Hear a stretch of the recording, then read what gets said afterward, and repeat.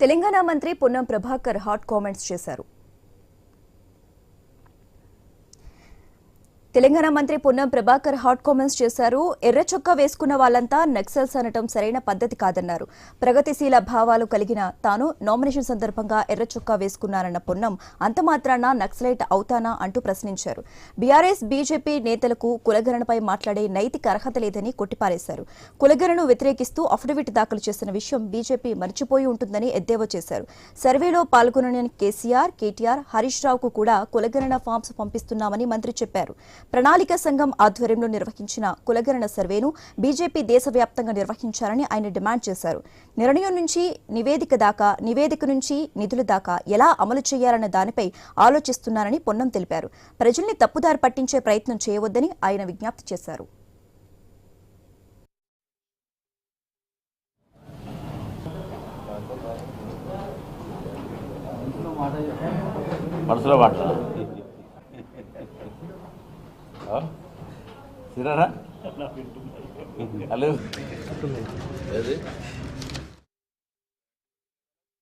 ప్రభుత్వం మా నాయకుడు రాహుల్ గాంధీ గారు చెప్పినట్టుగా ఎవరెంతో వారికంతా తేలాలి.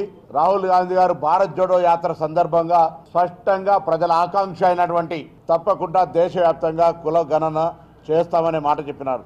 రాంగ్ డైరెక్షన్ లో పోతున్న సందర్భంగా ప్రధానమైన రెండు పార్టీలకు నేను అడుగుతా ఉన్న సూటిగా, భారతీయ జనతా పార్టీ తెలంగాణ రాష్ట్ర నాయకత్వానికి బలహీన వర్గాలకు సంబంధించిన జరిగిన కుల సర్వే మీద మాట్లాడే హక్కు లేదు. ప్రధానమంత్రి నరేంద్ర మోడీ గారు కులగణకు వ్యతిరేకంగా సుప్రీంకోర్టులో అఫిడవిట్ ఇచ్చి కేంద్రంలో అధికారంలో ప్రభుత్వంగా పార్టీగా దీన్ని పూర్తిగా వ్యతిరేకిస్తా ఉన్నారు. టీఆర్ఎస్ పార్టీకి ఫామ్స్ పంపుతా ఉన్నా, వాళ్ళు సమాచారం ఇచ్చి సమాచారంలో ఉన్నటువంటి దాని మీద మీకు మాట్లాడే రైట్ ఉంటుంది. తెలంగాణ ప్రభుత్వం మా సిద్దిపేట జిల్లాలో రంగనాయక సాగర్